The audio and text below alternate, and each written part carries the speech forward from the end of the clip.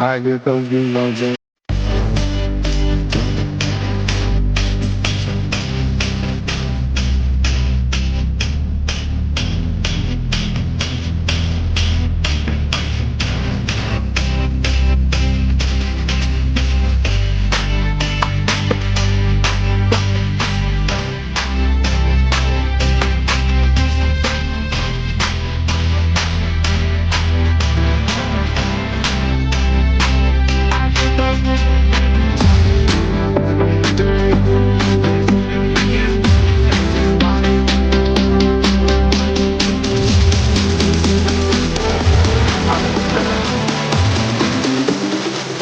I get those goosebumps every time you come around.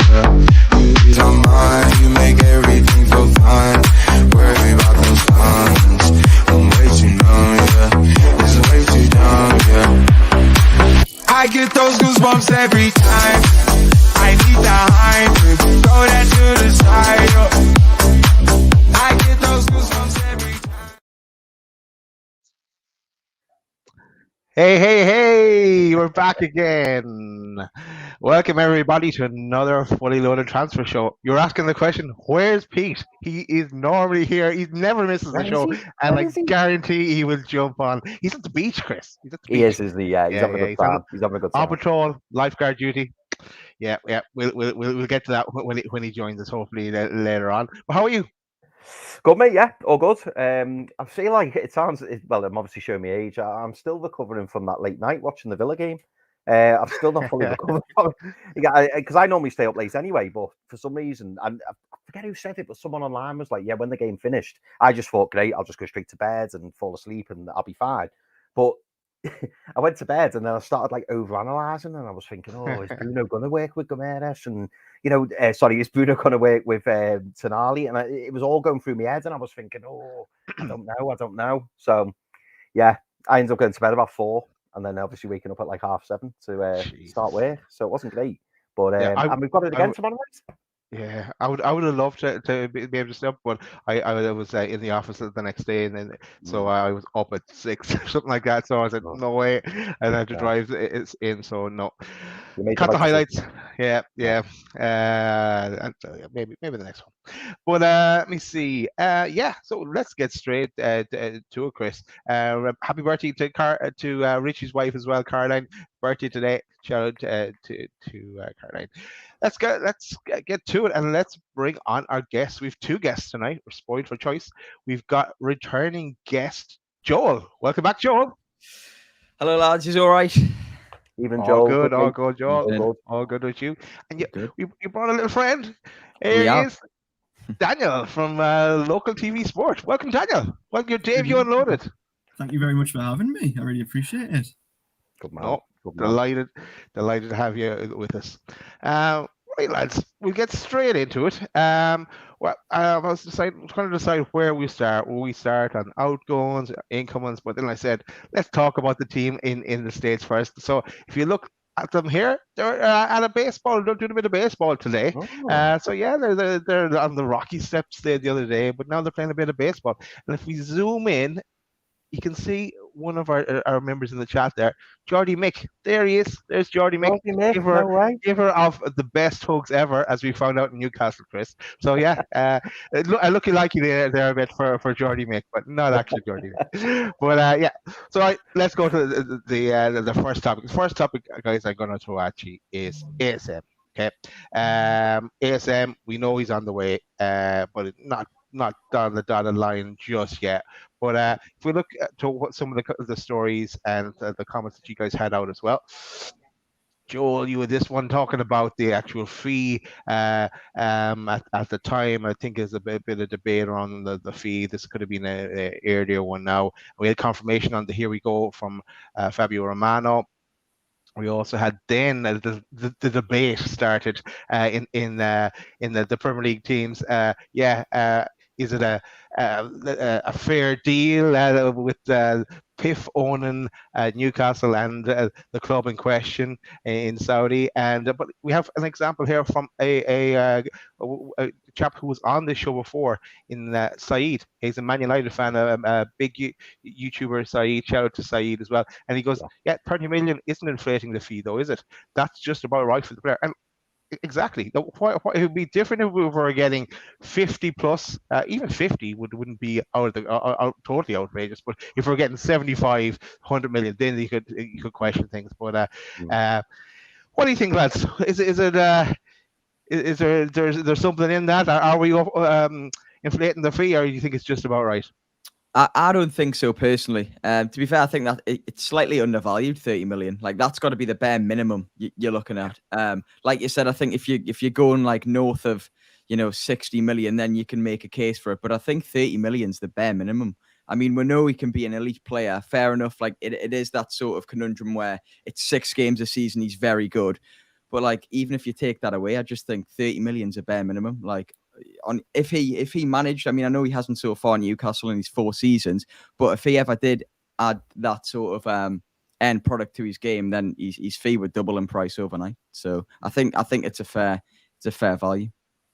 I agree, to be honest. Yeah, I think 30 million is about right. I think, what was it, about 20 million-ish we brought him in for in 2019, if I remember rightly. Yeah, and obviously then since then, has become accustomed to the Premier League. Therefore, the price probably goes up a little bit as a result of that. Obviously, his injuries don't help, but I think just his flair and excitement probably, bump it up a little bit. But I think it's spot on, to be honest. And as Joel rightly says, I think if anything, it could go up even more if he wasn't so injury prone. Yeah, exactly. Now, what do you make, guys, of the kind of the fan base is split down the middle on losing ASM? Where do you side in it? Do you think bringing in Harvey Barnes is the right thing to do? Do you trust Eddie Howe's judgment there? Or are you absolutely gutted that we're losing the ASM, or is it a bit of both? I think the answer is a bit of both. I do think, like, overall, Harvey Barnes is an upgrade. It's that end product. I think it's 37 to 39 goals he's had in the past 4 seasons, which is like, I think Maxi got like 12 or something. So I think overall it is definitely an upgrade. He's not as fancy. He's not going to get you out your seat, but I just think he's an Eddie Howe sort of player. But obviously I am gutted to lose one of the most exciting players I've seen in my lifetime in a black and white shirt. I'd bridge on that as well. I mean, whether he's the most exciting player, I still don't think he's as good as Hatton Ben Arthur. But that's that's Chris happy. That's my view. I don't think he is, to be honest. But obviously, I think he got the club a lot as well, and the interaction and sort of support was really quite good. And so I think he'll be missed more for that than anything perhaps else. Because certainly in this last season, finishing 4th, we didn't really see him that much. He only had a handful of starts, and realistically, the team got to 4th for the most part without him. He was good. I think I read a thing the other day. He was sort of good under Bruce because Bruce let him do what he wanted, sort of thing. Whereas Eddie Howe's a much more meticulous and tactically astute manager. Therefore, his role is, it's under question a little bit, and as a result, he comes out the team. And of course, his injuries haven't helped, as I mentioned before. But yeah, I think Harvey Barnes is an upgrade, to be honest. Goals win games, and that's just as simple as football is. And to see him come in, I'm really happy about it. I was listening to some Leicester journalists on Radio Newcastle last night, and again, he said he could be an absolute diamond if polished enough under Eddie Howe. Obviously, we've seen, he can be brilliant in a really bad Leicester side already. And so how good is he going to be in a much better Newcastle side? That obviously remains to be seen, but I think there's certainly cause for optimism. Cool. Chris, we said it in our squad game 3 that if we got a decent offer for ASM, that we would let him go. Anything else you want to weigh in on ASM, or are you just glad we got this topic out of the way before Pete joined? Yeah, I mean, to be fair, it's the best choice, as it is the best choice. But no, on ASM, I mean, I was fist bumping before, when Daniel said about him preferring Hassan Ben Arthur. I do agree with that opinion, but I do see what Joel means in terms of a lot of the fan base will see, Alan Saint-Maximin as kind of like, this mercurial magic player. And don't get me wrong, like when we first got him, I was thinking, oh my God, he's going to be incredible. And we've seen those incredible moments, haven't we? But the trouble is we've not seen them consistently enough. But it's important to highlight what Daniel said there. And I think some of us have, well, not all of us, but some of us have forgotten the fact that, it's not just the player that we'll miss, it's the person, because Alan Saint-Maximin's done a lot of great things off the field as well. Yeah. The interaction with the fans, he's obviously a bit of a character on Twitter, isn't he? And we will miss that element of him. And I must admit, I am sad that he is leaving. I was hoping that he wouldn't have to leave, but I do understand the business decision that's been made. In an ideal world, if there was no FFP, I don't believe he would be leaving. But unfortunately there is. And, in order to kind of make room for new players, you have to sell existing ones. And if you look across our squad of players who we would be loath to let go, but we'd be willing to listen to offers for, he's the very top of that list because of the value that he holds. And that's just the unfortunate thing. So I am sad to see him go, but equally I am excited to see what Harvey Barnes can do. What I wanted to ask, actually, just before we move on the subject of Harvey Barnes, I was thinking this when you lads were talking then.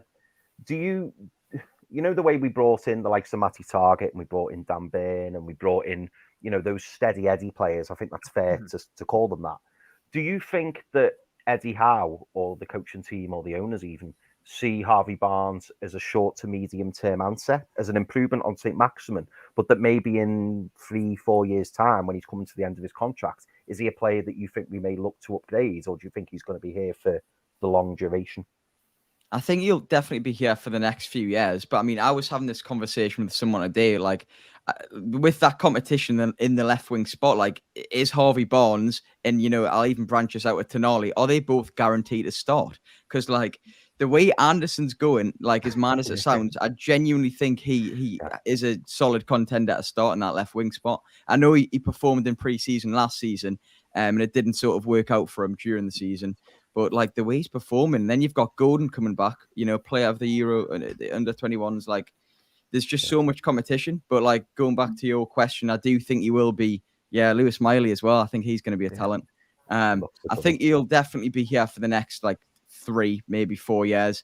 Maybe he's not the long-term answer. Because I mean, it's inevitable when sponsorships increase and we get a bigger injection of money, then we are going to go on to bigger players.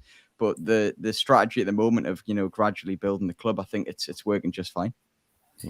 Yeah, again, I mean, I've just looked up there. Harvey Barnes is 25 years old. So you think, players these days can go, if you keep in shape, can go to, 35, 36.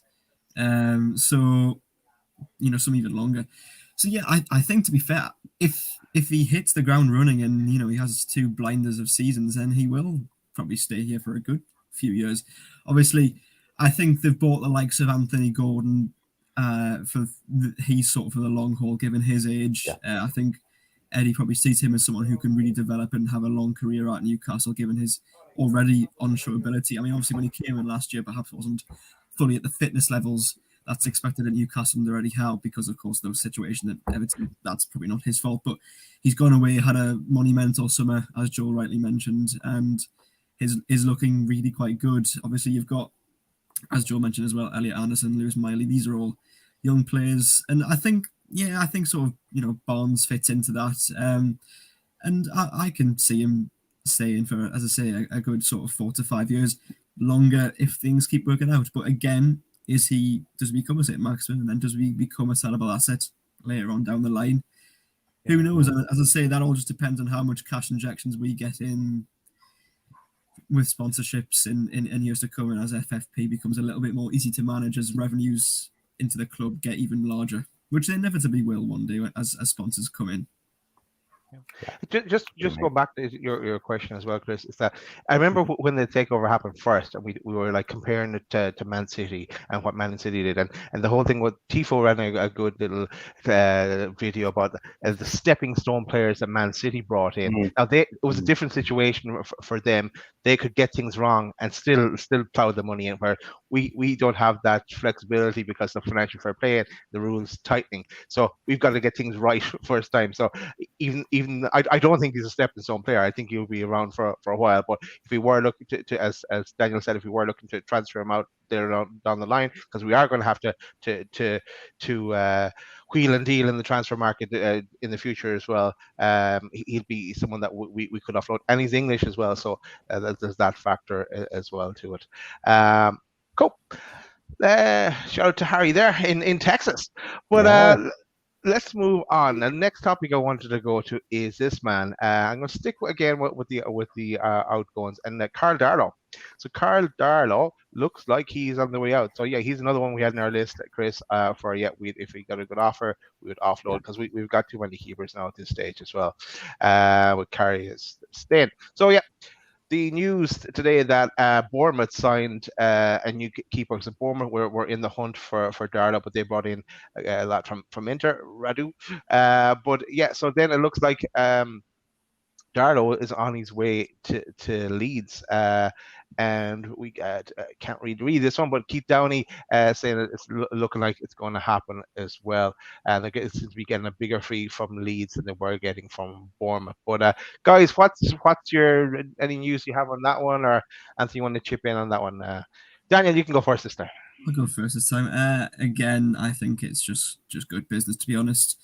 He's realistically not going to play for Newcastle again. Is he given the amount of keepers we have? Obviously, he's played in pre-season this so far, but realistically, in competitive matches, we have enough goalkeepers now.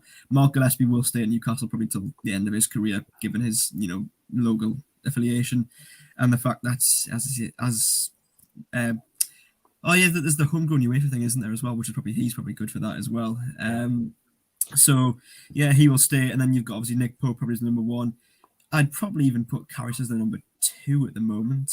I think he does look quite a good goalkeeper, and Dubravka didn't have the best performances against Villa on Sunday evening, but yeah, it's if anything, it's just good for wages. It frees up more money. Yes, the transfer fee itself won't be too high. 6 million I think was where they're talking there, but it's just the wages per year. That'll free up a good 20-30 million, especially if you can get enough off that wage bill. So yeah, I think it's he's been a good servant to the club, had some very good moments, especially in the Championship. But again, time to move on. Unfortunately, such as the way that Newcastle are progressing and accelerating at a rapid pace. Yeah, I just echo that as well. To be fair, I think for a fee, we're talking it's going to be about 5 million, which I don't think's too bad. It's just as Daniel said, we are quite overloaded in the goalkeeper department. He's been a good servant. He's pulled off some very good saves in important moments in the past, and he's a good lad. So, but yeah, shame to see him go. But one of them things you have to sort of accept when you're moving forward as a club. And like I said, 5 million is the reported fee. So I think that's a decent bit of business. Wow, 5 million! I wasn't expecting that. Interesting. I must actually check back what we said we take for Darlow. But Chris, your thoughts on Darlow? Would you be sorry to see him go? No. No. Do you know what? He's been a good servant. I just don't think he's at that quality. I just think that I'd say he's probably a lower end Premier League, higher end Championship standard of goalie, and that's no disrespect to him. It's just I genuinely feel that Dubravka and Karius are both better than him, and I think he wants first team football. And credit to him if that's the case. That he wants to leave so that he can play regularly. And I think he did all right on loan last season at Hull. So he's shown that he can be a competent goalie. I think unfortunately his time at the club's just expired, and as the lads have said, if we can get anywhere between 4, 5, 6 million for him, it's just more money in the coffers, isn't it? And it's another wage bill off the wage bill. So I think it's probably time for him to move on. But he goes with my best wishes, and as the club evolves, unfortunately, players like Carl Darlow will have to be moved on. Yeah, we said in our squad game, we said 3 million we'd take for Darlow. So getting 5 million, we're happy with that. And we said 30 million for ASM. That's what we thought we'd get for we wouldn't go any lower than that at the time. But just go back to Darlow. There was that season where Dubravka got injured and Darlow came in and he played a blinder. He was really good. And there was even when Dubravka came back, then it was like you consider not taking the Darlow out of the team. So he had a really good spell at one point, and I guess maybe on a run of games, so I think going to Leeds, decent move Big for him. club. So Big club. big club, Yeah. and potentially go straight back up again. So interesting one. Let's see how it plays out. Right, we'll move to the next topic. We'll go to an incoming. We'll go to Tino Livramento. So Joel, this is what you were saying on I don't know how many days ago this was now, but yeah. So the fee was looking like it was agreed at one stage for 30 million, and you were saying that Ryan Fraser was originally part of the deal. That would be great to offload Ryan Fraser and that, but then there was talk the fee was agreed and it changed again. I know Daniel, you were on that one as well. That fee, or this one first, the fee was agreed, and thanks for putting that little bit off at the bottom there. Appreciate it. And there you go. This is the one. Then update, no fee agreed. So yeah, it has chopped and changed a bit. And yeah, then Kieran Kelly says that that Southampton are looking for more than 30 million, and Pete Graves as well is saying the same thing. So this one rumbles on in the background. Nothing.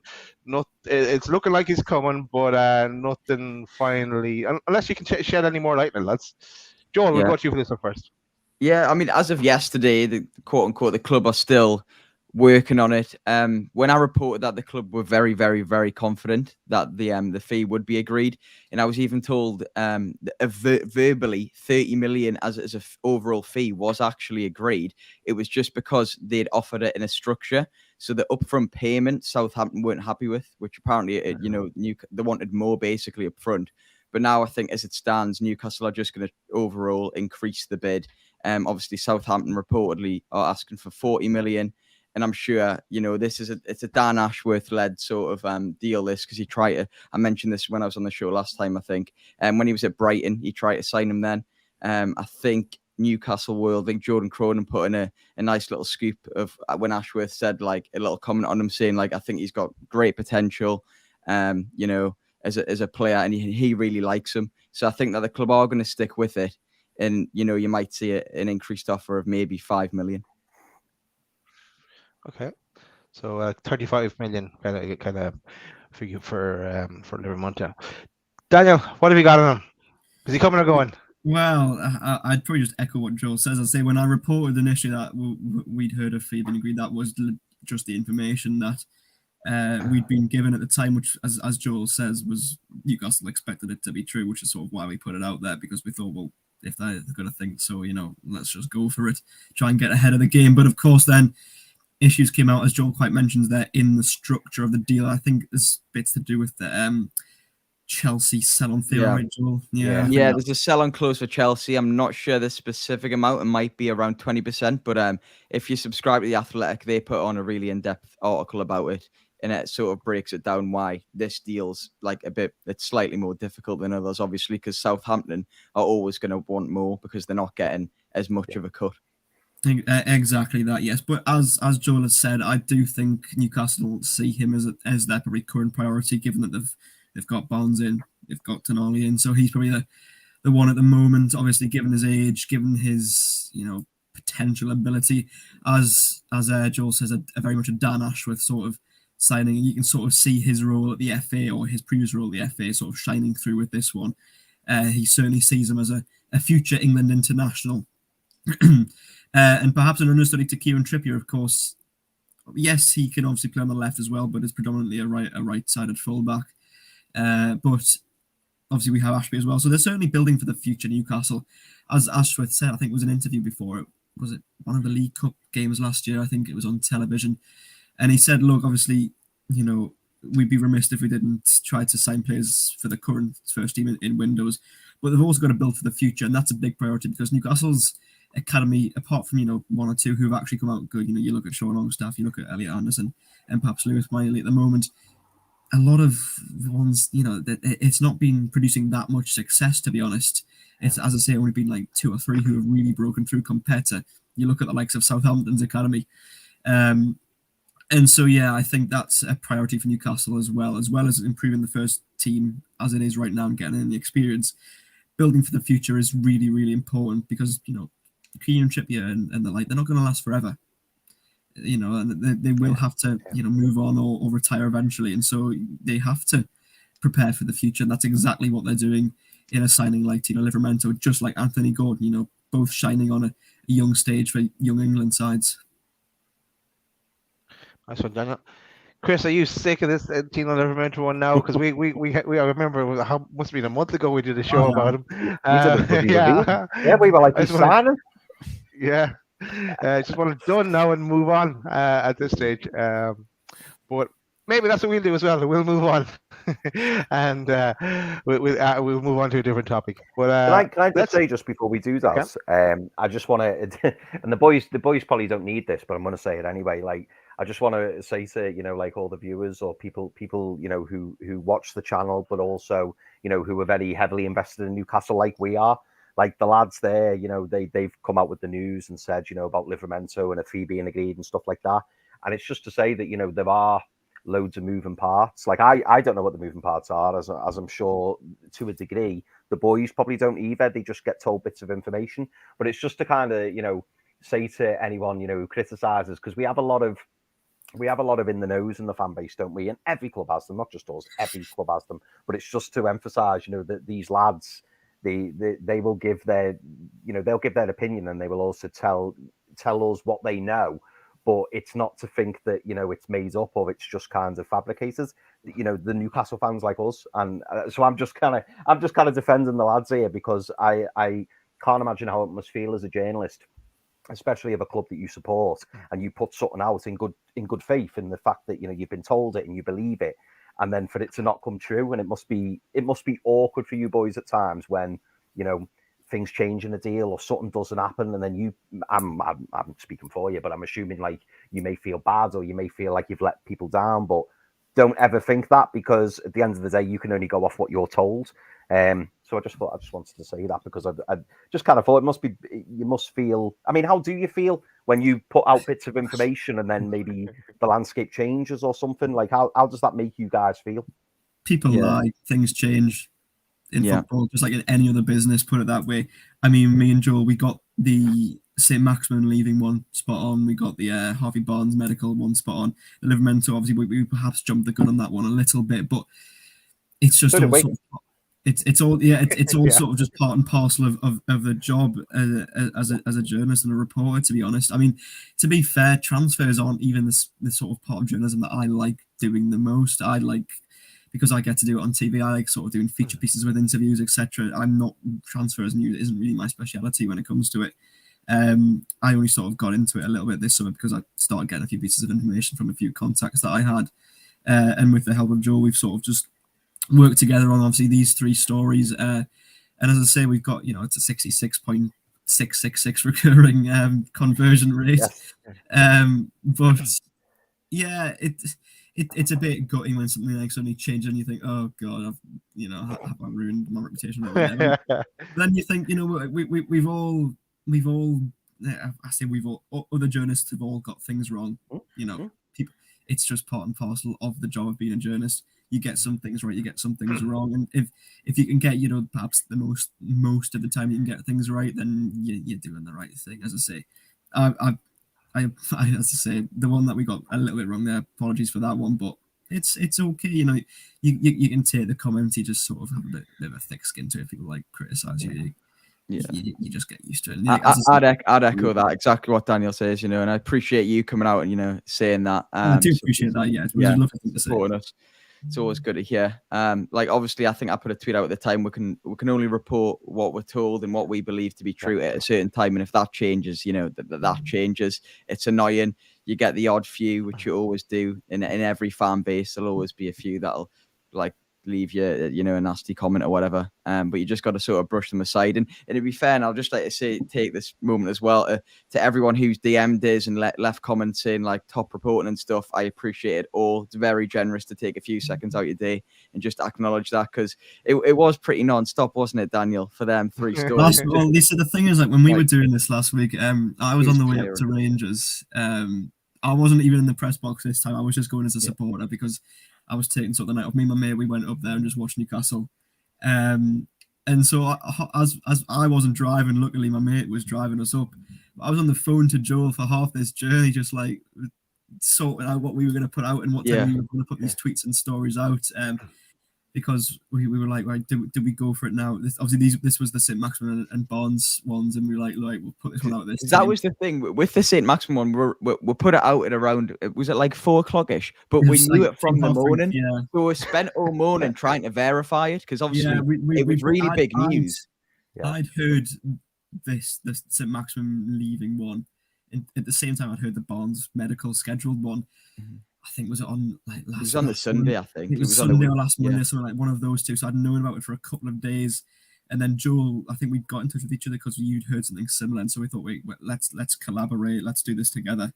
And so if, like, as I say, on the way up to, like, my friends just sat there driving up, and he's like, blow my neck, I'm getting all the inside scoops here.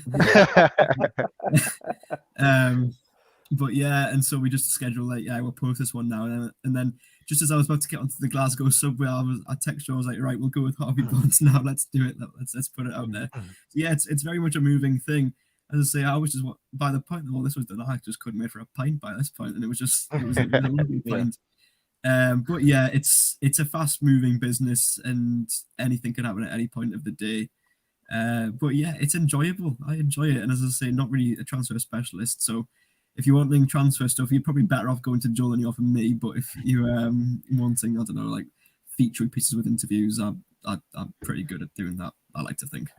Yeah, I saw you interviewing Jordan Cronin, a friend of the channel as well. Well, technically, me and Jordan work for the same company, as it is Newcastle World and National World. Like, they're the sister company to local TV. They're the written and online side, we're the television side. So yeah, we work together. But I think my biggest, I've interviewed Sir Steve Redgrave before. That was a good one. And the Lionesses a couple of weeks ago before they went out to the World Cup. I went down to St George's Park. That was really good fun. Getting to meet a few of them, and just speak about their thoughts on their winning the Euros last summer and going to the World Cup this. Cool. Well, then, since you're linked to Newcastle World, we'll have to put this up and say, if you haven't signed up to the newsletter, scan that Q code now, and you can sign up to the Newcastle World newsletter and get all the latest details. But guys, it just makes me think. Wonder what you guys are working on now. Are you cooking up something that you can't divulge at this present moment in time? As we've discussed before, Darren, Mbappe is coming to Newcastle. No, he's not. Not yet. Well, we'll see. I doubt it. I very much doubt that one. But no, fair enough. And Chris, we know ourselves. We might even have a show set up. I've definitely created about 20 posters in the past. We'll have guests coming on, and then something changes and they can't come on, and then it gets delayed, and sometimes we never see them.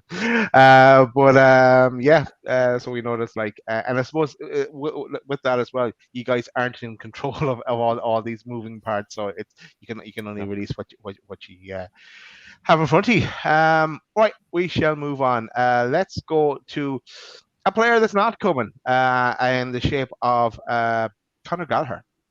Talked about for about 2 seasons of potentially coming to Newcastle on loan, or maybe on a full transfer as well. But it looks like now, Joe, that you were at this one as well, that he is going to go to, West Ham and Spurs are looking at him, and also I see West Ham are linked to Harry Maguire and McTominay as well. So interesting moves there from West Ham. But what do you make of this one? It's done and dusted from us. We're not going to look at him now. You're thinking, Joe? Yeah, so I was told 2 weeks ago that Chelsea were open to letting Conor Gallagher leave. He was told that he wasn't in the plans of the first team squad. Despite that, before that came out, there was actually reports saying he was happy to fight for his place and stuff. But as we were just saying, things can change quite fast. So he was told that he was allowed to leave. Newcastle have been long admirers of him. Like, I think we've been linked with him the last 2 windows, late on in the windows for like a loan deal maybe. Obviously that never materialized, and I think overall he's a good player. I don't quite think he's worth 45 million, and I think that's the current sort of reported bid that's getting rejected for whatever reason. I don't know why, but because I'd happily accept that if I was Todd Bowley. But yeah, as far as Newcastle goes, they'll not be making a move for him after the brought Tonali, and that was shrugged aside completely. And I think West Ham are the ones leading the race at the moment, but I could be wrong. Okay. Yeah, just on that, as I say, I think Conor Gallagher is someone who, you'd back him if he came in, but is not someone who I'd be rushing to go and sign from a Newcastle perspective. I know Harvey Barnes could perhaps argue in that same ilk, but I think Harvey Barnes just brings a lot more to the table in terms of goals and general, end product, to be honest. So yeah, Conor Gallagher had that good season with Palace. I know Chelsea were poor last year, but to me, it just isn't someone I'd be rushing to bring in Newcastle. I'm quite happy to let him, go to pastures new from Chelsea. Nope. Let's forget about him. Then we don't have to talk about him again. So sick of talking about Conor Gallagher as well. I wanted him the first time I load. What's so funny? No, I'm just laughing because I don't want to talk about him anymore. Yeah. Oh, you can free to talk about it. Go on. You can do work away, Chris. Anything you want to say about him? Oh, mate, absolutely not. No, I'm in complete agreement. I'm not saying he's a bad player, but I agree with what Joel said. How they're rejecting 45 million is just beyond me. Yeah. And then the thing is as well, if you were to bring in a Conor Gallagher, what does that do then for the development of a Lewis Miley or a player of that ilk? Yeah. I agree to move on. That's a good idea. Yeah. Let's move on. Right. I've already forgotten to say, make sure you hit that like button, and if you're new, so hit that subscribe button as well. But yeah, we set a target. Let's go to between 400 and 500 likes. Yeah, that's fair enough. Yeah, let's go for that. Let's go for that. There we have Daniel getting in on the action, and Joel, nice one. Right, let's move on. Let's go to another potential outgoing. Jamal Lewis. Jamal Lewis looks like, even though he's getting some game time now, good to see him getting some game time in the preseason games. But Watford are sniffing around him. So Scott Wilson says here, Watford have held talks with Newcastle over a loan move for Jamal Lewis. There's every chance the fullback will be leaving on loan this summer, but as things stand, he remains part of the squad in the US. Thoughts on this one, lads? Is he on the way out? Yeah, I don't think he's well. I mean, I put up a tweet. It's probably a few days ago now. Jamal Lewis, he's not in the plans at all for this Premier League campaign. So the club will be, doing their best to try and ship him off. Watford, and release the wage budget as well. Watford are currently in talks. I think it could be in advanced stages. I've been trying to contact Jamal Lewis's representative, which is actually funny enough. Look at you. That's not a black book. Yeah, so Jamal Lewis's representative is, funnily enough, his agency is owned by Trent Alexander-Arnold's brother. Small world and all that. So I've been trying to contact them, but as far as I know, NAS reports have suggested that negotiations are well underway with Watford. And I'm actually pretty convinced when Jamal Lewis played the games against Gateshead in Rangers, I genuinely think that was a last bit of advertisement from Eddie Howe. I have no reason why he would play him both games.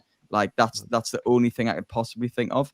Or maybe Watford have got in touch and said, how versatile is he? Can he play on the wing? In Eddie's watch this. Yeah. And then they went, well, no, he can't. But no, we'll see. I think Watford. I think he's going to go regardless because, like I said, he's not in the plans. And Watford do look the front runners. He missed that sitter against Gateshead, though, didn't he, Joe? Oh, yeah. He had a few. You know what? I've tried to make a case, but I just.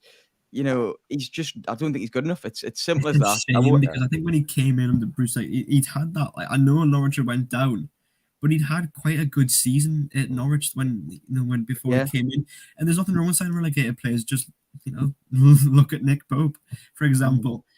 But I just think he's just found it really hard at Newcastle. Hasn't had the chance. To be fair, Eddie Howe gave him a bit of game time. It was towards the start of his tenure at Newcastle, but of course then got that injury at Anfield, if I remember rightly. And so, just hasn't had the chance since then. Of course, it's a shame for him because I think he does have a potential, but I just think he's absolutely devoid of any confidence whatsoever.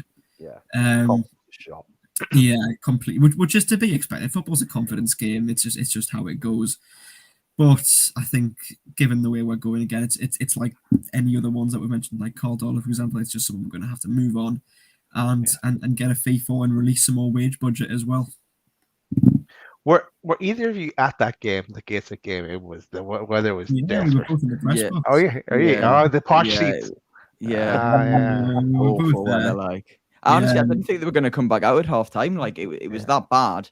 Oh, I'm surprised. poured that day. It was awful. Yeah. No, it was a great day though.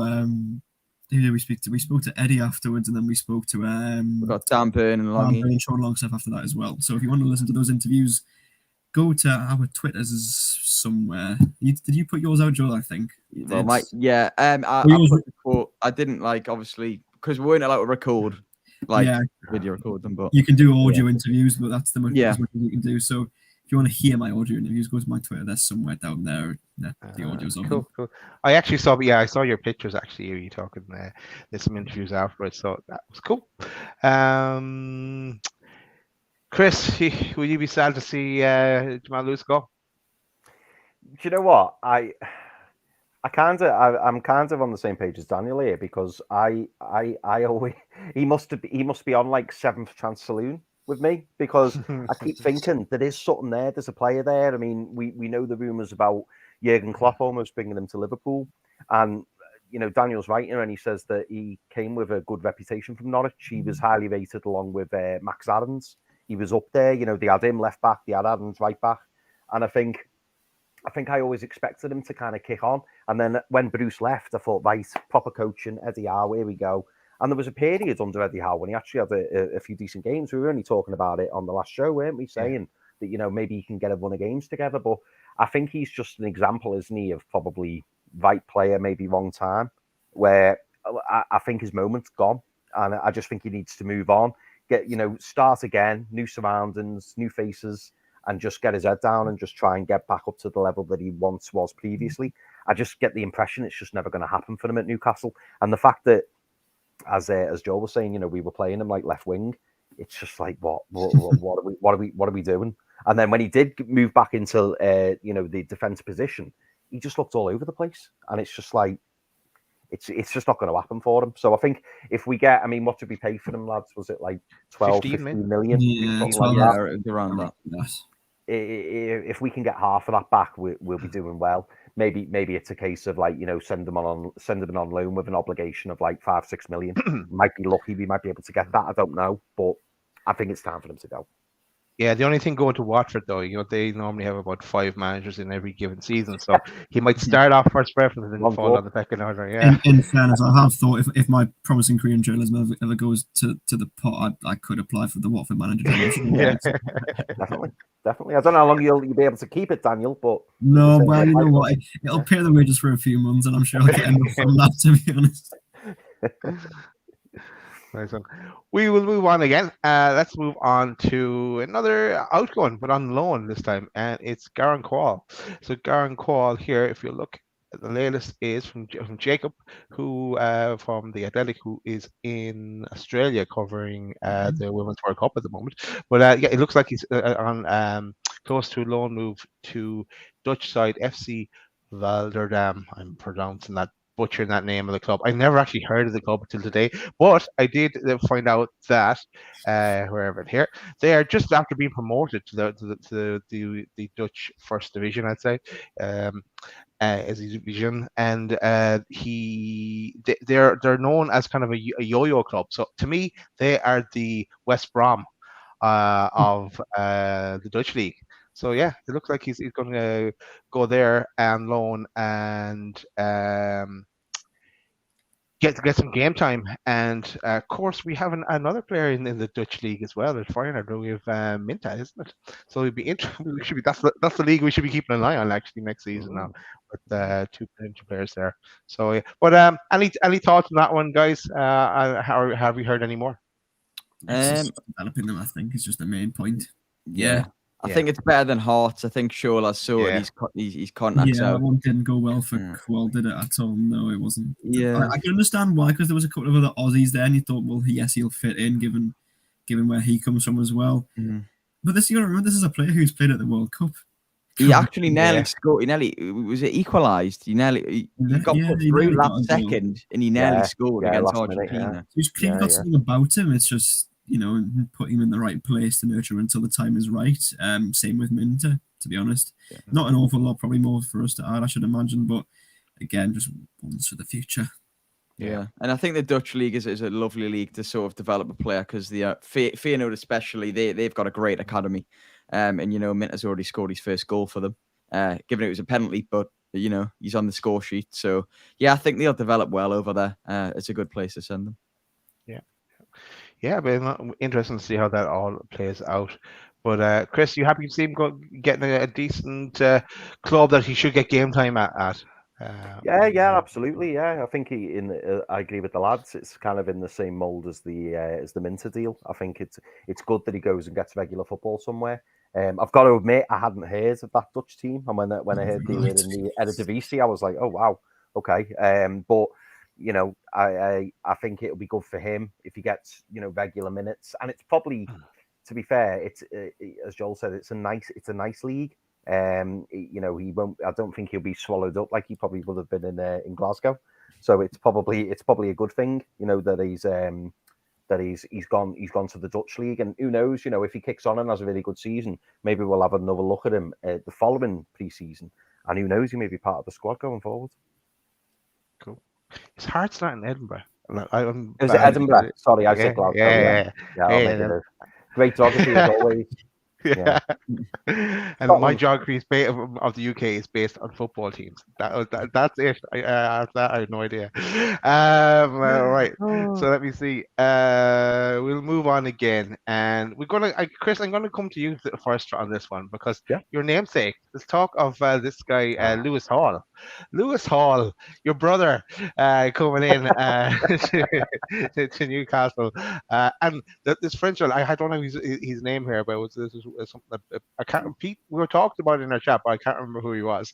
But let's talk about Lewis Hall anyway. Oh, Doku. Oh, is that it? Yes, that was Doku in the picture. Yeah. But yeah, Lewis Hall. I've been waiting for ages to say this, Daz, but great name. Great name. I've got no problem with Lewis Hall coming in whatsoever. But now, on a serious note, I think Lewis Hall. I'm not sure. I mean, the lads may tell me I'm talking a load of rubbish here, but I would be very surprised if Chelsea. Oh, breaking news! Oh, here he is. I know what this breaking news is. The lifeguard is back. He's off duty. So, some people stand in the darkness, afraid to step into the light. Oh, wow! Some people. He's running. Welcome, Pete. What time do you call this on your holiday?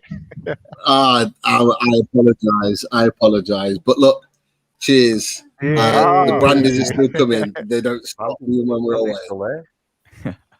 Good lad. You having a good time, Pete? Yeah, really good. Day at the beach today. Chilling. It's all good. But great to have Joel on and Daniel as well. Congratulations, Joel, on your degree. Thank you very much. First, so get a chance to properly speak to you about it. But yeah, I did see that today. So yeah, congratulations. And Daniel, great to see you. We've met before. Before anyway. Was it outside St James's? I think you walked by when Emil was doing his fan cams for True Faith, and if anyone doesn't know, and anyone who has watched Emil Franchi's fan cams, which he did last season, I was the cameraman. I was the one stood behind every time. No way. Brilliant. No way. You've seen some stuff, Daniel. So that we should just do it. My goodness, every week was interest. Like, we've had burger reviews, we've had cheerleader costumes, people doing the worm, topless runs across Gallagher Place, and Sounds brilliant. Horses as well. There was a man called Happy who was really happy. It just got better every week. It got better as the results got better at the end of the 21-22 season. But it was just hilarious. I think the best one we did was on the takeover day itself. I was in university at that point, much as Joel's just finished now, and it wasn't a proper lecture. It was like a workshop sort of thing. Did you do the magazine one, Joel? Magazine module? No, but I know people that did. Yeah, I did that one. So I was sat in a workshop for that, and obviously, I'm getting. It was the day of the takeover. It was the 7th, And I'm like, I think I should be at the St. James. It was about midday sort of time. I think 11 or midday. And so I texted Emil and I was like, Emil, should we go and do a fan camp right now if this actually happens? And he said, yeah, that sounds like a brilliant idea. So then I said to my lecturer, do you mind if I just leave? And he was like, okay, what fun. And then I explained to them the reason. He's like, oh, you know what? If you're going to go and do some actual like content creation, yeah, get yourself there. And so I sprinted from the Newcastle University all the way up to St. James's Park, met Emil there. We did the preview, like sort of the one before it all kicked off in sort of in the daytime. Emil then had to go to work. The takeover happened. We then did another one. Afterwards, we met in the Strawberry Pub again after we finished work. And then we then had several cans. And it was a lovely evening. Nice. What a Something day, you'll mate. never regret either. And Nah. something standout moment. No. Yeah, we enjoyed that night and the night before as well. Some shows. It was weird, wasn't it, Daz? Because I remember where I was actually. I was on my way home from York, and I think it was the 6th. Or was it on the day? Yeah. No, I was in York on the 6th, and I was coming home on the 7th. And I remember I remember exactly where I was sat and everything. I was on the train, and the news broke. Because we all heard the rumours. We all knew 24 hours before, didn't we, that it looked like it was going to happen. Yeah. It's a similar situation to you, Daniel. And we were all messaging in the group and stuff like that. And you know the way, as Newcastle fans, we always like think the worst, don't we? We always think, oh, it won't happen, or something will go wrong, or, you know, we won't get it over the line. And then I remember like being on the train and it got announced. And I seen Keith Downey and I was watching it. And I remember just having like tears in my eyes and just thinking, oh my God, like, and seeing all the celebrations and seeing like, the atmosphere outside St. James's. And I thought, you know what, I would give anything to be outside there now, anything. Yeah. But yeah, what a day. And then the night got home, didn't we? And then we done our show and the show just went on forever. It was amazing. I just remember as well that night before we kind of knew that it was done, but yeah, as you said, Chris, what could be thrown in our way here to derail it? But I took a half day from work the next day, and then I remember Aloid, a friend of the channel, Aloid, he was a YouTube channel as well. Make sure you subscribe to Aloid. But he just put a message in our group saying that anyone free to come on a Spaces, and I'd never even jumped on a Spaces before. But I said, I'll do it. I jumped on. There was 4,000 people from Saudi listening to me talk about Newcastle. I was trying to explain. I live in Ireland. It's not the same place as Newcastle. And it was just absolutely nuts that day and night. That 24 hours was absolutely unreal. Mental. But But were you that night? Just quickly, were you there that night, Joel, at St. James's Park? I wasn't. I had just started my part-time job, and everyone who came in was just speaking about it. It was great, but I was very jealous at the same time. Yeah, it was quite the night. As I say, if you want to get an idea of what it was like, watch the Emil fan camp from that night, because that, as I say, that seeing that is like everything I saw that night. Obviously, for me holding behind the camera. So yeah, if you want to have a watch, just please do. It was phenomenal. I'm going to dig that out and have a look at it. I don't think I saw that one. But and I've watched loads of the meal camp. So great camera work there, Daniel, along the way.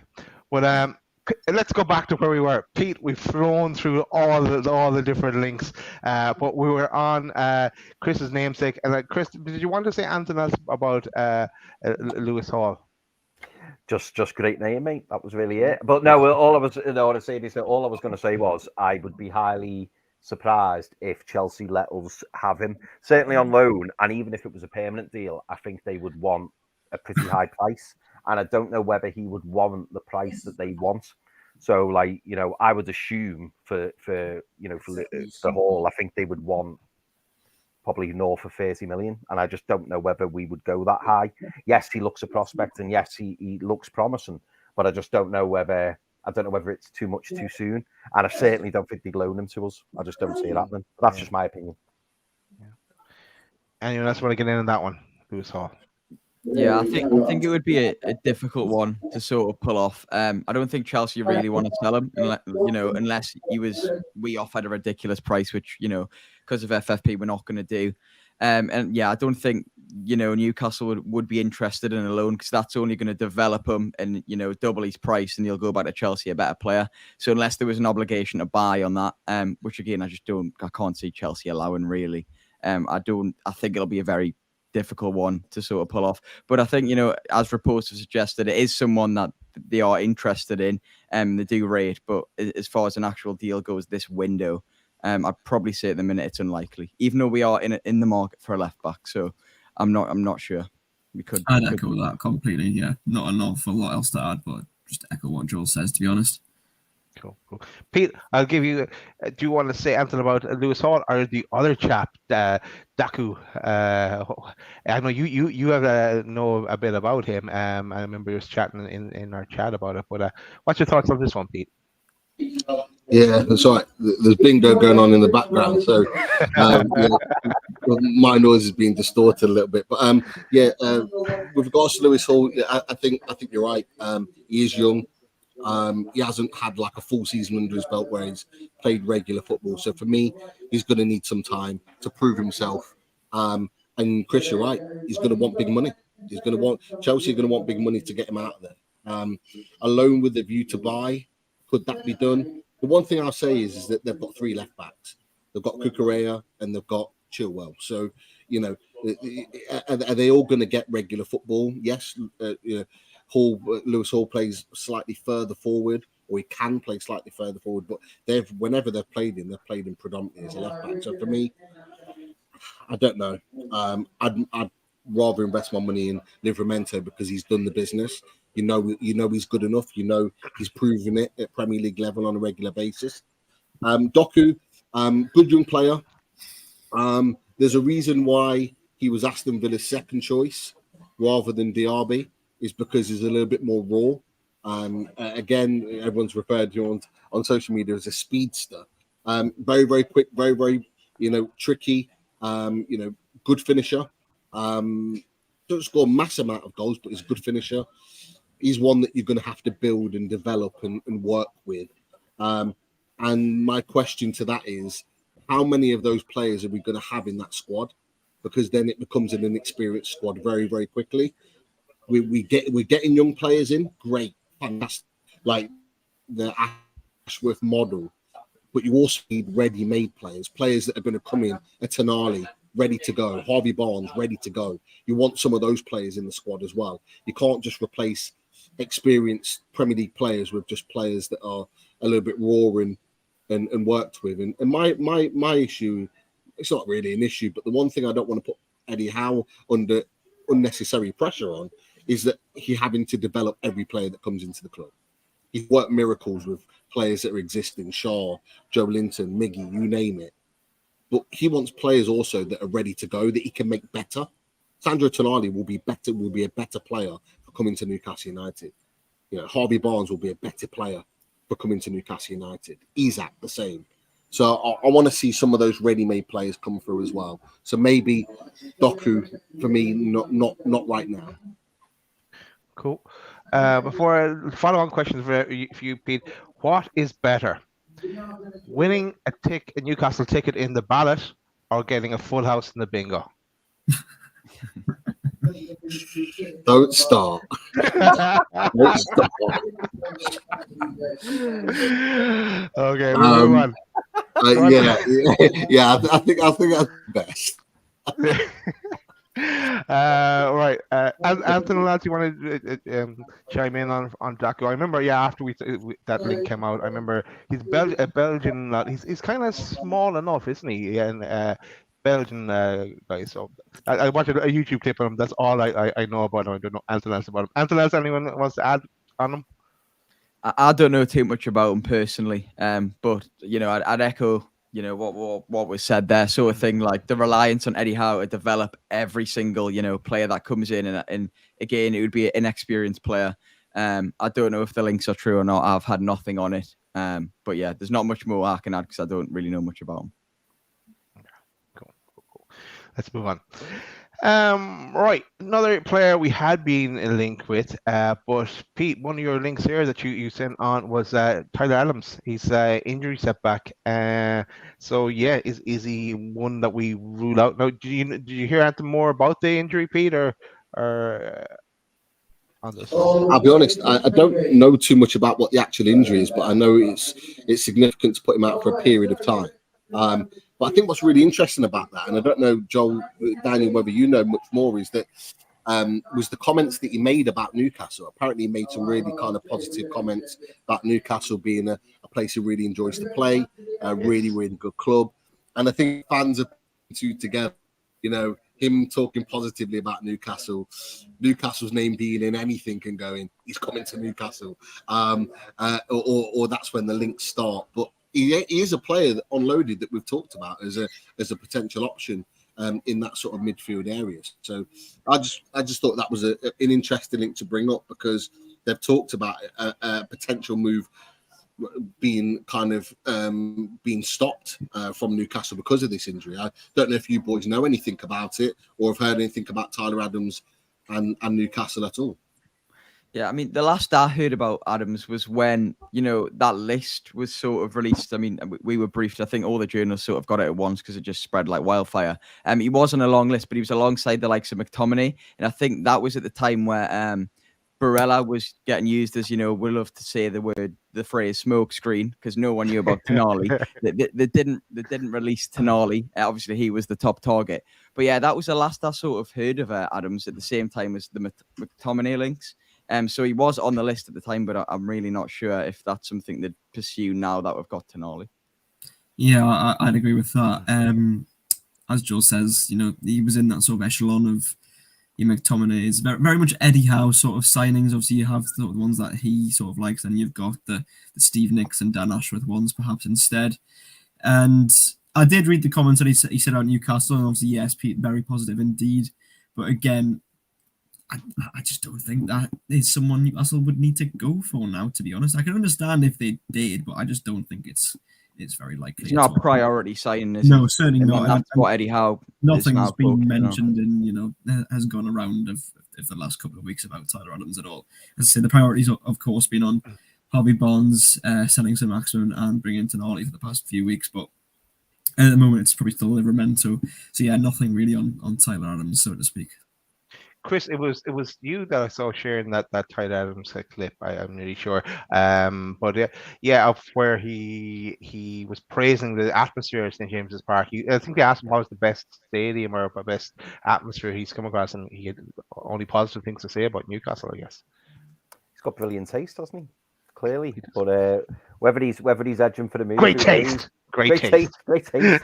Yeah, no, he's well. Who wouldn't? We say this all the time, don't we, boys? You know, who wouldn't want to come to Newcastle at the minute? And if you know he's trying to you know put the tempters out, who knows? But it's a shame if he has got his injury, because I do actually think he's a pretty decent player from what I've seen of him at Leeds. But whether or not we're interested in him, who knows? But by the sounds of it, that injury is going to put that one to bed, at least for now. Cool. Keep us up to date, Pete. If you have a winner in that bingo, just shout. Yeah, It's pissing me off. There's a door there that this is like the quiet room to like the main room, and I'm so tempted to shut it, but there's so many people are walking through it. I just feel bad. You're not getting involved, Pete. You're not playing alone. I wish. I wish. But look, I'd love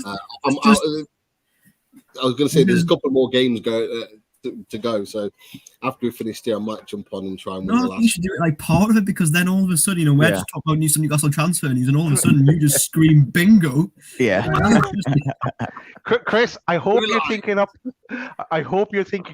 of a challenge for Pete towards the end of the show, because I had a challenge on my holiday, so I think Pete should have a challenge on his holiday. It's only fair. It is only fair. I think the viewers would like that as well. Bearing in mind, I'm on my laptop and microphone. I've got my laptop and microphone with me. So if you want me to run around with that, that's going to be a sight for them to see. I've got to be honest. Could you call out some of the numbers on bingo or something like that? Yeah, there's an interval at the moment, but yeah, I could maybe ask the question. Yeah, like Daniel, can I check with you? Emil would do that, wouldn't he? He would definitely do that. Emil would do that. No pressure, Emil. Right, we'll move on. Chris, I think we'll go to the chat and see what kind of questions we have for the lads. Do you know what? I've got a few questions for the lads, but I need to throw this one out here because it's got to be the most random question. And to be fair, we could put this as a challenge to Pete. This can be Pete's challenge. because I've never quite asked a question like this before. Tell me, boys, if you've had it. And this person's been very persistent. And Michael Burrows. So Michael Burrows asks if anyone's willing, can you show some socks, please? I work in fashion. And then Michael then proceeds to go. Can you... is this? I thought it was just Newcastle United. And then Michael says, "Could you show your socks, please? And could you show your socks, please?" So he's very, very persistent. Now I'm not wearing socks, but Pete, maybe this is your moment now to get this thing out the way and show us what socks you're wearing. He's done it as well. Are you, Pete? That's the question. He's taken off the sock. He's on mute as well. Move the microphone first. You only get this on loads of mags, don't you? What's this? He's trying to get his leg up.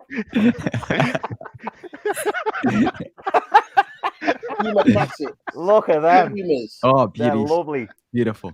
Pumas. Lovely Pete. There you go, Michael. Things that we do on this show. Yeah. Loaded legs. What's the bingo call for legs? Legs 11. Legs 11. I was going to put my leg up, and then someone walked by, and they gave me a dodgy look. So I was like, "Yeah, no, I'm not going to do that." What's he doing on the laptop? They're thinking. Oh God. Pete's on his OnlyFans. Right. Sorry, I just went off on a tangent there. Sorry. It's what we do. Go for it, Chris. It is. So Stu Amos asks the boys, and apologies, it's a two-part question. You've put here, Stu. Do you think the next priority is an out-and-out left back? And if so, do you think Manquillo and maybe even Target will leave if a new left back comes in? I'll start with Daniel. I think Manquillo is someone they'd like to cash in on. I think, as good a servant as he has been, I think they'd probably rather keep Emil Kraft when he gets back from an injury. I know obviously he's had a really long-term one, but just because of how well he did as a replacement for Kieran Trippier when he was out injured when he first came in, of course, I think they'd rather keep Kraft. Target, I think they'd probably keep for now at least.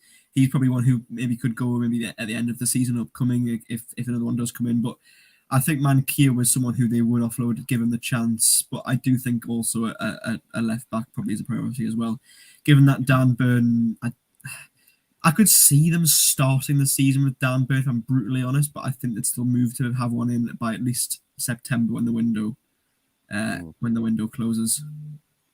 Joel, so to ask you the same question, but also to tag something on as well.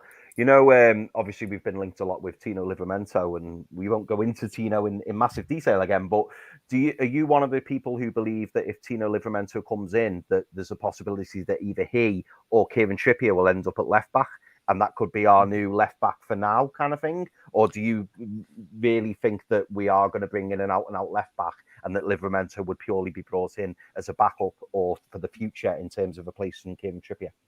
Yeah, that's interesting you ask that, because I've had Southampton fans in my not DMs, my mentions all week saying, you're getting mixed up with KWP, he can't play on the left. But I mean, this is something that, it might not be knowledgeable to the average viewer, but recruitment have been told that he can play on the left. They've already asked this question. I think Craig Hope put it on as well. Obviously, Kieran Trippier has played as a left back, a left wing back on an international level. So that they could both sort of swap and be fluid. I don't know if they sign Livramento. I then think a left back, an out and out one, isn't then an absolute priority. But if they do shift Target on, which as far as I know, that isn't a plan at the moment. But if that was to happen, then I think a left back would definitely be brought in, and someone to keep an eye on. Like early on, Kieran Tierney, it was Newcastle are really, really fond of him. Talks were going well, but then Arsenal completely changed the stance and they wanted to keep him. But if it comes to the end of the window and we still haven't got, a left back, if for whatever reason Livramento doesn't happen, he could be someone that would go back to, because I know Eddie Howe really likes him, but he wanted a cut price deal because of his injury record. So yeah, he could be one to keep an eye on, but I think if Livramento was to come through the door, an out-and-out left-back then wouldn't be an absolute priority. Yeah, no, I think that's fair. Dunil asks, question for yourself and Daniel. Any more movement on Dizazi from Monaco? or Diazi, I think it is, or Diaz. I think Joel's probably well versed to answer this one. Yeah. I'll completely and say it's agent talk. I should imagine. Yeah, because that's the only thing I've heard. When the reports first came out, I reached out with a few reporters that I speak to, and they were saying that it was agent led. So I checked with it. There was a few people saying it. Then obviously Keith Downey, like a week later or maybe a few days later, came out and he also said his information was that it was agent led.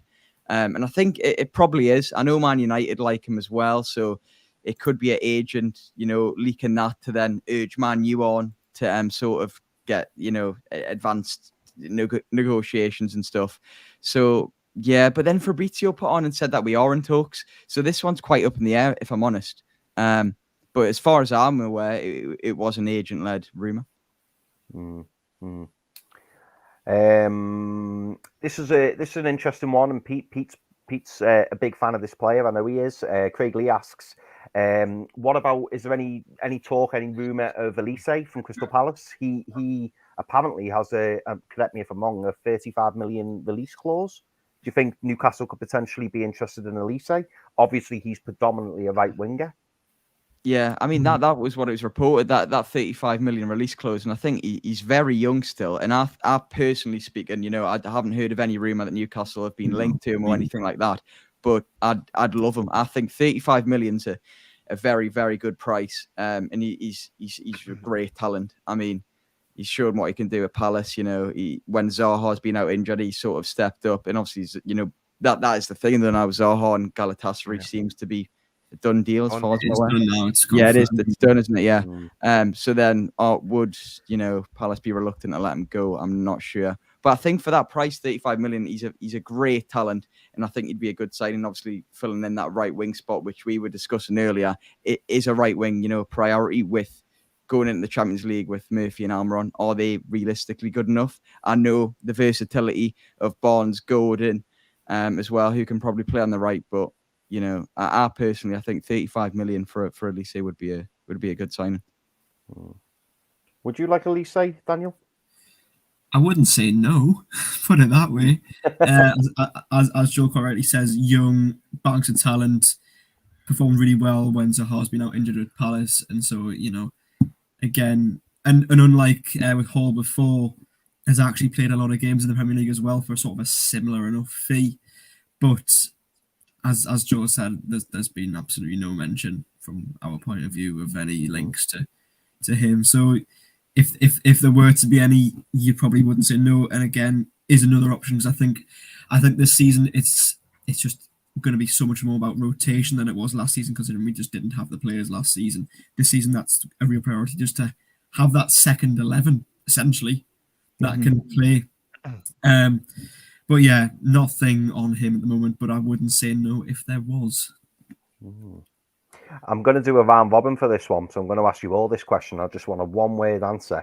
Seeing as we're on the subject of right wing, Tom Dix asks, will we get Ryan Fraser off the books this window? Daz, start with you. Yes, and we have to get him off the books. He's not wanted. It was made clear at the end of last. One-word answer. Yes. I'm going to say yes. Pete, do you think we'll get him off the books? I hope so. Jesus Christ. So YMCA is just playing, so I'm just listening. I'm good. But yeah, Fraser off the books. Dan? In one word. Gut feeling, do you think he'll go? Yeah, I don't know if I can answer that in one word, because I think obviously Newcastle want to get rid of him. They actively don't want him at the club. Yeah. But given what's been said, who realistically is going to be an active buyer for someone who's, obviously hasn't, has had these issues? My gut feeling says yes, they'll get rid of him eventually, but I just don't know when that might be. He's not going back to Bournemouth, let's say, anyway. No. What do you reckon, Joel? Yeah, I think he'll go. Obviously, the main problem is his wages. That's why no club wants him. Because on a free, you'd think, we could easily get rid of him. Premier League proven experience. He was decent for a while. He was very good at Bournemouth. But yeah, it's just the wages. So hopefully something can get sorted later on in the window. Yeah. Tom Dixon also asks, and I'll start with Joel on this one. What are your thoughts on House saying that we aren't going to go in for a striker this window? Well, I mean, personally, I agree with that, but I don't think we need one. Gordon's proved his ability to play there. You've got Isak and Wilson. Who's going to start between them? That's sort of up in the air. Yeah, I mean, I don't know. I agree with him. I don't think it's a priority position. A defensive asset, a young, pacey right centre back. You've got the left back, or right back as well within Livramento, and then I think you'd be looking at a versatile forward, like primarily a right winger. I don't think we need a striker. So yeah, I agree with that. Completely agree. I don't think it's somewhat, as Joel says, don't think it's a position we need. Wilson scored 18 goals last season. Yes, he's in his 30s now, but isn't showing any signs of slowing up anytime soon. So he's fine. And to be fair, actually, to Callum Wilson, I don't want to jinx things for this season, touch wood, but he had a really good season for injuries last year. Like, didn't really have it. I know he had sort of the first start part of the season, had that sort of 6 weeks after the Man City game, but was available an awful lot throughout the campaign, which is really good for Callum Wilson. So given that, I think he's in there, as Joel says. Isak, Anthony Gordon has also proven, as Joel rightly says, can play through the middle. So no, I don't think it's something Newcastle desperately need. Perhaps, as Joel says, a right winger. But I think they want to focus this summer on the midfield and the defence.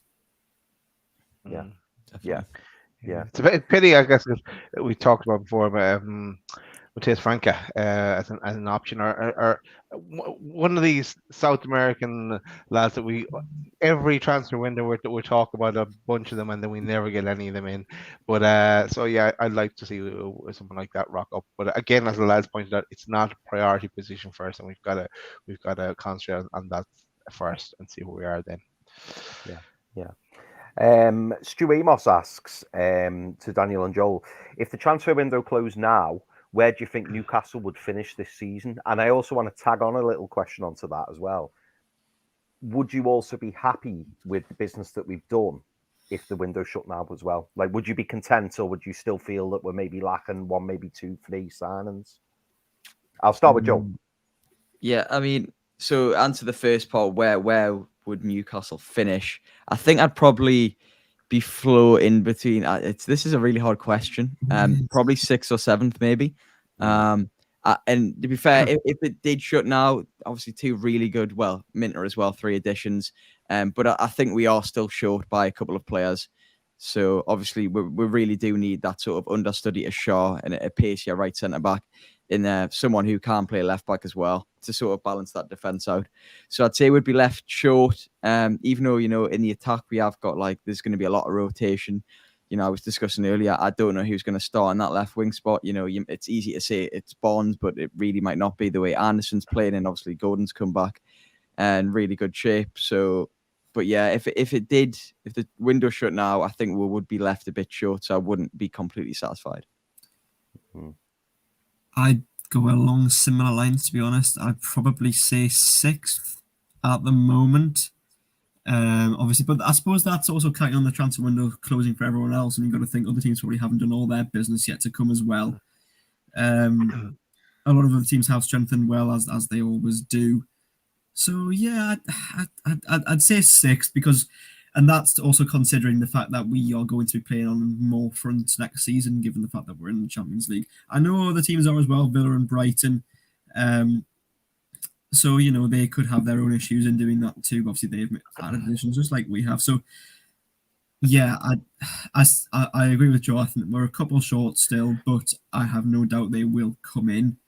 So, if it were to close now, you'd probably still say we are a bit short, but I think given the transfer window and how long is left, I think we'll be all right. And I think bridging on that,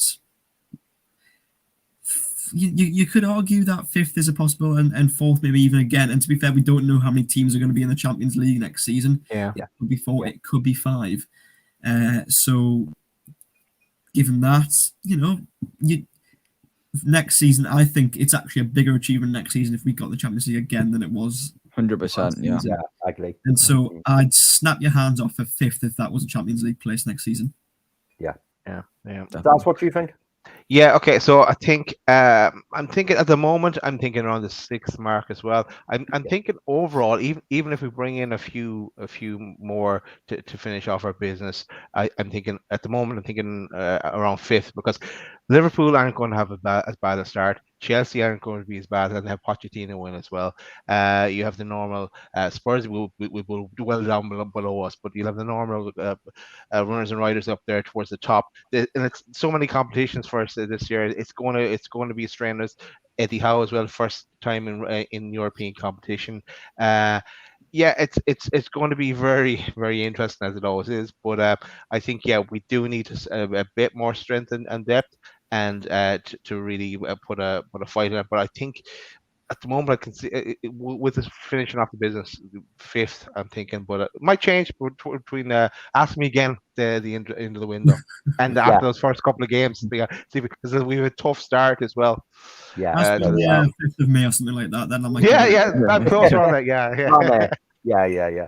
Pete, I don't know if you heard that, mate, but we had a question there from Stu, and he was saying, if the transfer window closed now, where do you think Newcastle would finish based on what we've done so far? And also, where do you how do you rate the transfer dealings so far? Do you still feel we're a couple shy, or would you be content with what we've got now? Firstly, I think we need probably another couple to really solidify this window, in my opinion. I wouldn't be content. I'm happy with what we've signed, but I wouldn't be content with it. I think we need more. You boys unloaded know that I've been very, very clear. This squad isn't ready for Champions League football. It wasn't. We got it, and we were beat competitions, 4 big competitions. All we want competitive in my opinion. So for me, another 2 at least to be ready for next season of quality players.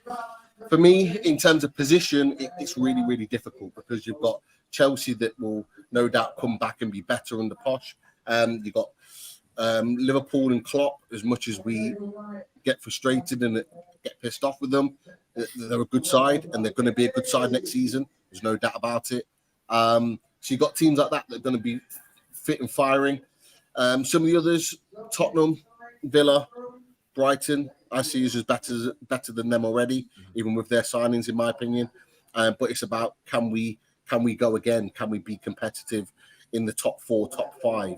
I'd be aiming top 5 for me next season. That should be the aim.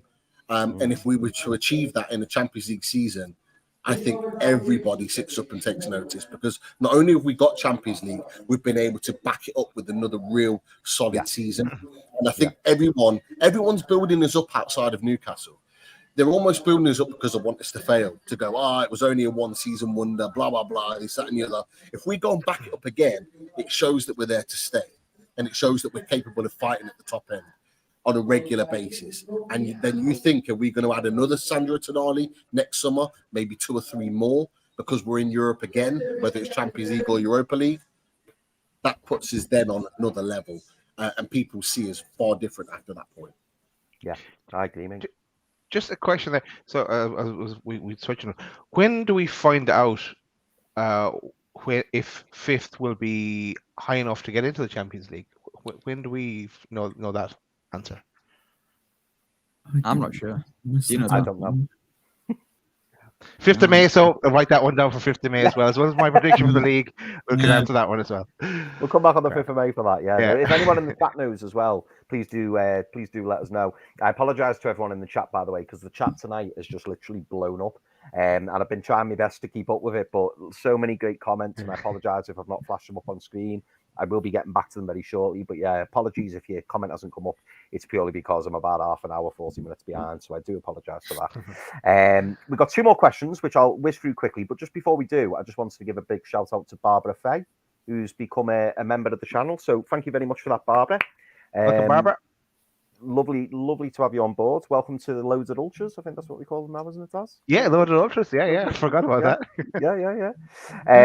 So I've got 2 more questions. And I'm going to go with this one first, because I know Pete. I'm going to come to Pete on this one first, because I know Pete's going to love this question. So Andrew Anderson, who asked this on the last show, I promised I would ask it again this time. because we didn't get time to get it to last time.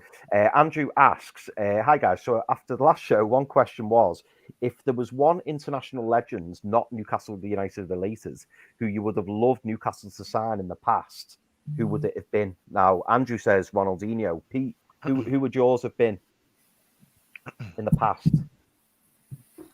I've got to agree with Andrew. Ronaldinho for me, outside Cristiano Ronaldo and David Beckham as non-Newcastle players. I love those two players for very different reasons. Ronaldo for his work rate and his high level performance. David Beckham because of his leadership and his star quality. But Ronaldinho had the lot for me. Ronaldinho was alongside Cristiano Ronaldo and Leo Messi for me. As two of the greatest of all time. He's up there. He just didn't do it for as long. He got to 28 and was on the beach and partying and sleeping with various different women week in, week out, which he's been very honest and open to say. But Not breaking news or? No. He's been very open with that in interviews and stuff before. But Ronaldinho, for me, was one of the best players I've ever seen play. Absolutely superstar, and he's one that didn't just have that mercurial quality like a Saint-Maximin or a Hatem Ben Arfa. He produced and won trophies on the back of doing it. And we would have absolutely loved him. He'd have gone down an absolute god at Newcastle if we'd have signed him. Ronaldinho for me, all day, every day. I'll quickly touch on mine. So I was thinking Ronaldinho. It's a choice between two for me. It's either Ronaldinho or Brazilian Ronaldo. I'd have loved us to get Sir Bobby to have come to Newcastle and brought him with him. I just loved it. Absolutely loved it because in his pomp he was just something else. Absolutely something else. So it's a close one for me between R9 and Ronaldinho, but either or for me. So I'm probably sitting on the fence a little bit. I'm doing a bit of a double O stato there, sitting on the fence a touch, but either or for me, one of those two would have been great. Daz? Okay, because I have a prop, I'm going with this man, and we've talked about him on our loaded shows that Loaded Football Weekly back in the day. But it's Marco van Basten. His name, even his name on the back of the kit there, you see it, Marco van Basten, number 9 for for Holland, the Netherlands. But yeah, for AC Milan, I thought he was absolutely unreal in the Champions League as well, and his bicycle kick, and of course that goal, the famous goal as well from kind of out to the side. Yeah, absolutely brilliant. I would love to have seen him rock up at Newcastle. I also hope that if he made it back from the injury, that he would rock up at Newcastle, but he never came back. No. What about you, Dan? What would your player be? I'm surprised no one's just said Lionel Messi yet. I thought that would be the default answer, to be honest.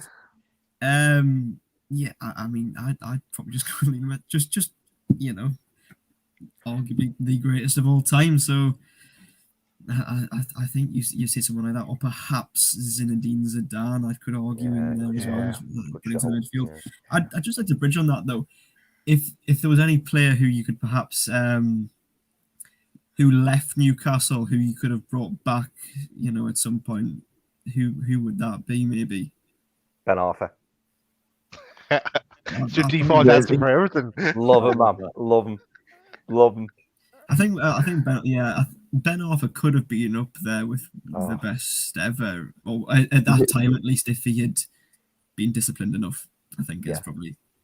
It's mad, isn't it? He went to Hull under Steve Bruce, and then somehow got his career back on track, and then ends up at PSG. And it's like, how does that even happen? Like, but that just sums up his career, doesn't it? It literally was like that all through his career. But if he'd just gone like that, he could have gone anywhere. Great player. Joel, we'll come to you, and then Pete and Daz, you say who your previous Newcastle player would be. In fact, Dan, who was your previous Newcastle player? Who would you have had? Paul Gascoigne. Paul Gascoigne. If he had, I know he left Newcastle sort of in 1988, went to Tottenham, and then that injury, of course. But of course, he's seen it at in 90, and again, it's a one sort of like where with more discipline, possibly could have. I mean, Pele and that. I mean, people said he could have been one of the best ever if had he not gone down perhaps the path he did. So yeah, I think Gascoigne is undoubtedly for me England's best ever or most talented. And I'm sorry to say this for who I can't remember who said David Beckham there, but blows someone like David Beckham out the water a little bit, in my opinion, on raw technical ability. But yeah, I'd go Gaza just because of the ability he had.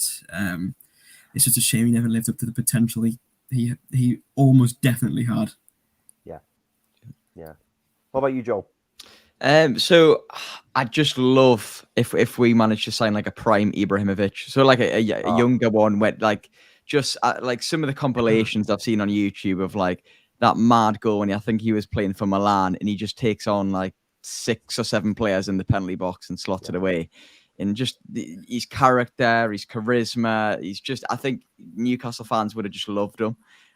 He would have been pretty exceptional. Then in terms of my Newcastle player, I really fell in love with Cisse when he joined. I know that is not like long ago, but like I just remember watching that game with my dad. I think it was against Villa. He made his debut, and just the chest and the volley. Like I still remember that goal so vividly.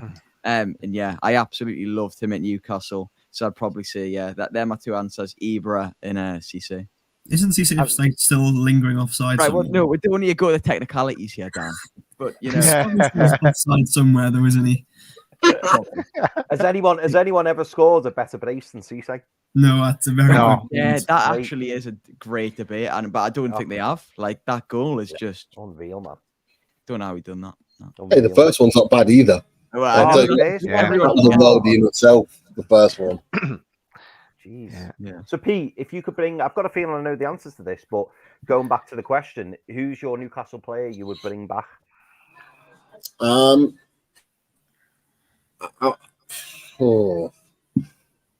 easy one is to say Alan Shearer. I'm not going to say that. I'm going to say the player that was the main reason why I started supporting Newcastle, and that's Andy Cole. Andy Cole as a striker was an absolute goal machine. But like honestly, what he did for Newcastle in his short spell was just unbelievable. So Andy Cole for me all day. Dazzler? For me, I've answered this one before. I think it is Peter Beardsley, the Peter Beardsley shuffle. I absolutely loved him, and came back a second time to Newcastle.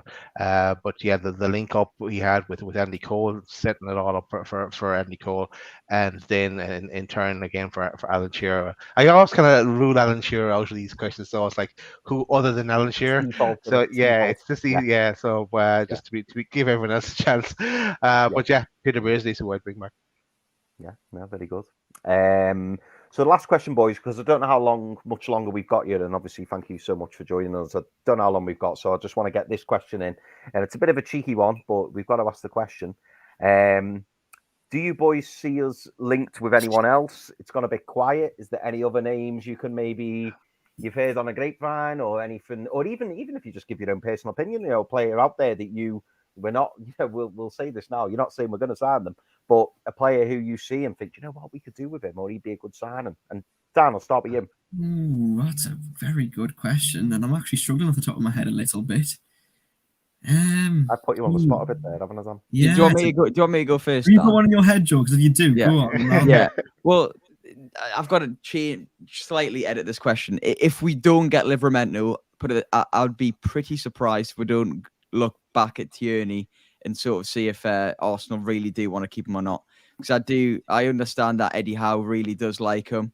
They just obviously, they thought he was overpriced. They wanted to get a cut price deal. And then obviously Arsenal changed the stance and reportedly wanted to keep him. But I don't know where that's at. But definitely later on in the window, if Livramento doesn't go through, I can see we're definitely going back for him.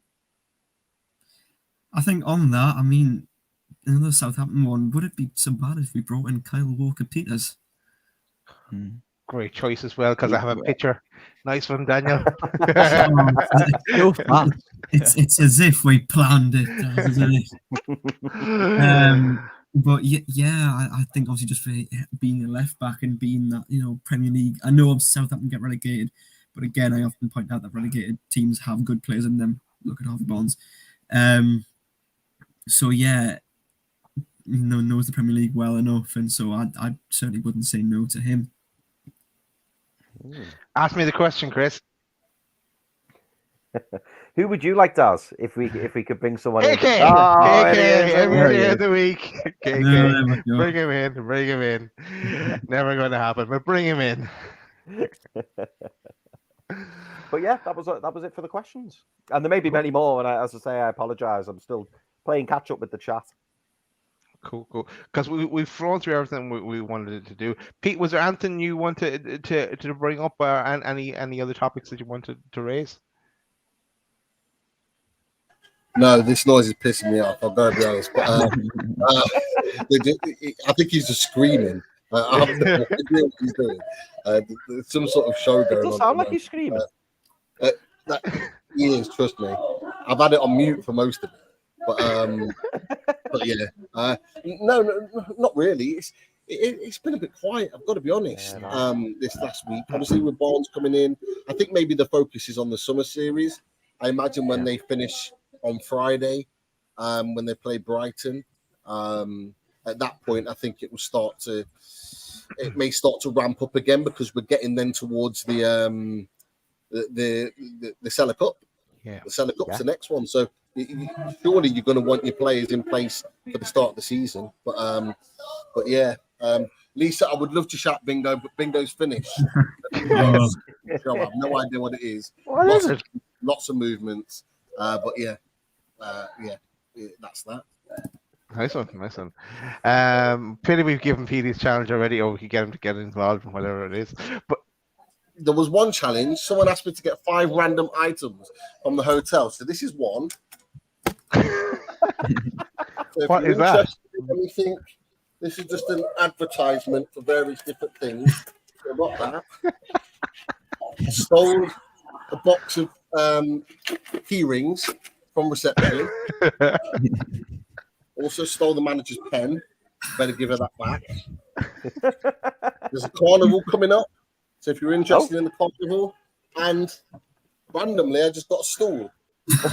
There you go. Outside. So yeah, there's your 5 items. Well done, Pete. Well done. Pete. Well done. Love these loaded challenges. Well done. Hey, Chris, when are you going on holiday? There's no one that can do roving. I was going to say, there's no one that can do roving reporting like Daz. That in Spain, unreal. I've got to be tempted. I'm really, really tempted not to go on holiday now, purely because I know that I'm going to get it when I do. We're all tuning in for that show. Yeah. Lads, we'll just round out with the sponsors and we'll say good night. But shout out to H2O Bathroom Design Co., the Northeast's largest supplier of Velcro and Botch bathroomware. Team Valley Gateshead, over 20 years established, run by the family. Get down to the showroom on 11th Avenue, Team Valley Estate, Gateshead. And here's some of the fab. Oh, Pete, you're right in it there. Yeah, right in it. It's lovely. As Joel gets the shower. All right. So here are some of the lovely bathrooms that they have on offer. So get down the showroom there and check it all out. Also, shout out to the radiatorshed.com and Russ and what he has on offer there. And obviously put Daniel and Joel in jail. Sure, no stranger there, Daniel, to some of your escapades with Emil ending up behind bars, I'm sure. But yeah, I think we got up to but here's some of the sample radiators that Russ has available. But yeah, go check out the website and make sure you mention Loaded, and you'll get a discount. And the Install Works, Russ's other company, will let's install them for you if you wish. But yeah, that's it for the sponsors. We may be back later on in the week. We probably have something else coming up. But special thanks to Daniel on his debut. He made a great debut, and Joel as well. Welcome back for his second appearance on Loaded. Thanks, lads, for coming on and telling us the latest. But Pete, thanks for joining on your holiday and completing the challenges. And Chris, as always, it's always a pleasure. But one thing left to say. How'd you like that? Good night, everyone. How you like